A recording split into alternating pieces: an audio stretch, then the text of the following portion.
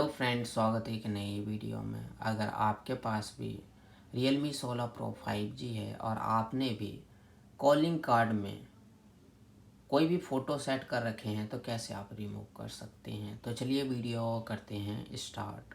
सबसे पहले आपको अपने फ़ोन में डायल पैड को करना है ओपन। सबसे टॉप में लेफ़्ट साइड में 3 डॉट का ऑप्शन मिलेगा।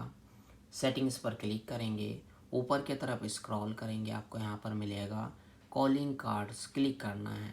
और यहाँ पर जो है आपको जिस भी नंबर पे आपने फ़ोटो सेट कर रखे होंगे यहाँ पर आपको नंबर देखने को मिल जाएगा, क्लिक करना है।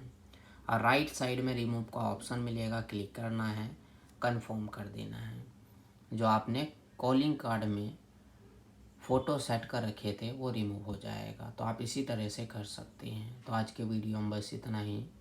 और हमारे वीडियो देखने के लिए share, subscribe, like, bell icon के बटन ज़रूर दबा दें ताकि आने वाले वीडियो का नोटिफिकेशन आपको मिलता रहे।